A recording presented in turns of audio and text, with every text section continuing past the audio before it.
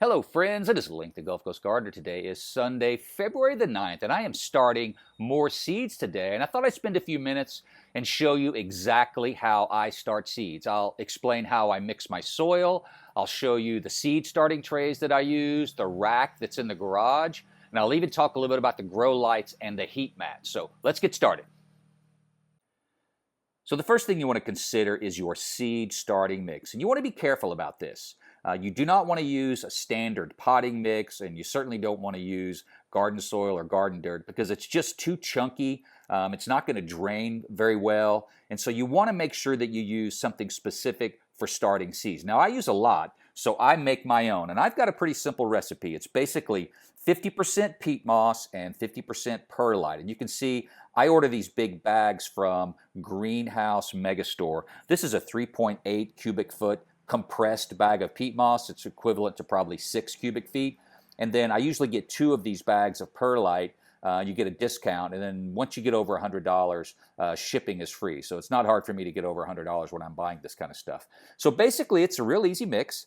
It's just a 50-50 mix. I mix it up right in the wheelbarrow. You can see it's nice and fluffy, and it's all that I use. You really don't need any fertilizer or anything else in your seed starting mix because everything a seed needs to germinate and get off to a good start is built right into the seed itself. So we're just supplying the medium for that to happen. Now, most people aren't going to need this much seed starting mix, and they make this stuff pre-mixed I used to buy it from Home Depot. You can get it from Walmart.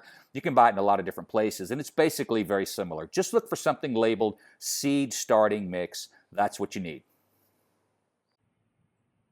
I start most of my seeds in the garage, and the first thing that you'll need is a seed starting rack. And I got this from Home Depot.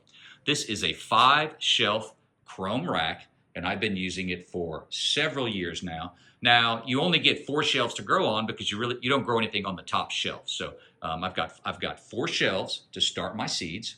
And the first thing I put down on each row when I'm starting seeds is this Jump Start seedling heat mat. It gives your trays and seeds some extra warmth to get them germinated a lot quicker than if they didn't have bottom heat. So definitely recommend getting a seedling heat mat. And then you're going to need some lights. And I love these Spider Farmer SF600 lights.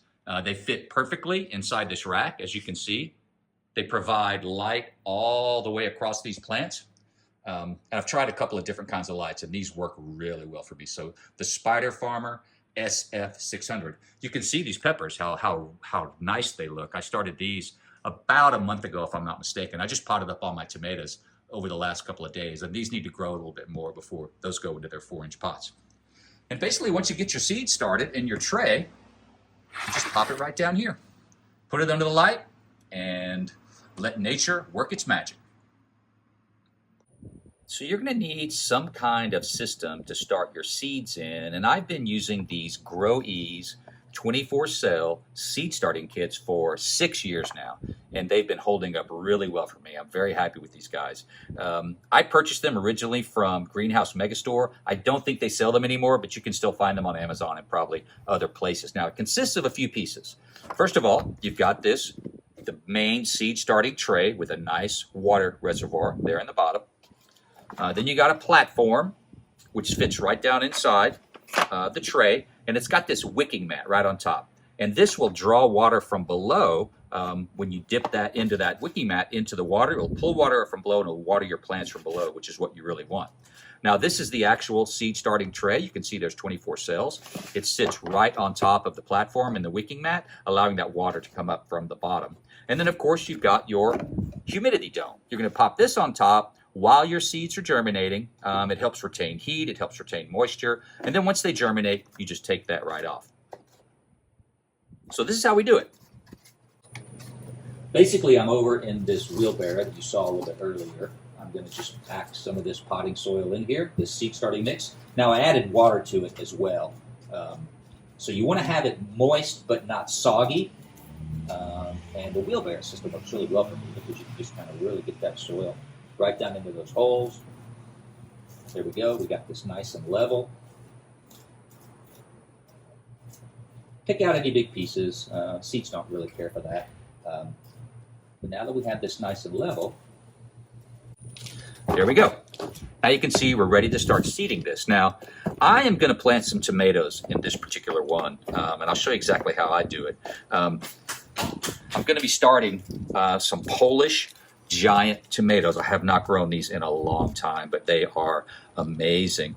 I got the seed from Seed Savers Exchange, which maybe I'll make a video about it. It's a great way to access seeds for free or almost free. And I got this packet of seeds for, I think, $2. And the gentleman sent me an extra packet of seeds as well. So the way I do it is so you have a couple of options. Typically, I used to plant one seed per hole. I'll just make a little hole right in the middle, and I'll plant one seed per cell. But I need more and more plants. So lately, I've been doing 2 seeds. And there's plenty of room to grow 2 tomato plants in a cell like this. So what I'll do is I'll just make a little hole. In this case, 2 holes with this tool. No idea where this is from. Probably from some IKEA furniture, but it works really well for this. Make a couple of little holes in each one.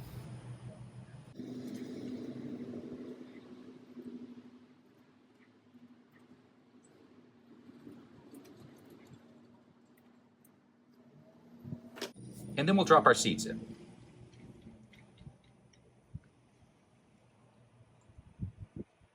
Oh, these are nice seeds.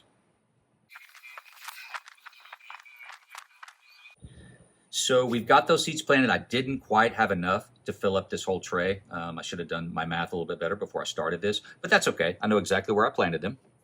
Right up here, I started on this second row. And now we just pat the seeds in gently. Make sure they make good soil contact.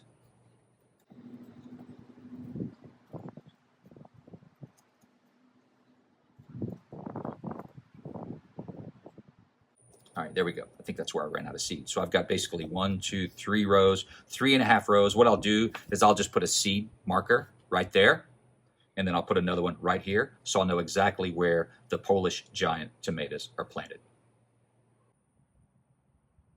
Now, the last thing you want to do is to water these seeds in really well. And this might be controversial, but I just like to use a water hose with a bit of a wand on. I just put it on really light, and then I'm careful with it. And I've had really good luck watering starting seeds like this, as you can see. No problems growing tomatoes. So we'll just give it a good spritz, get it nice and wet. And there we go.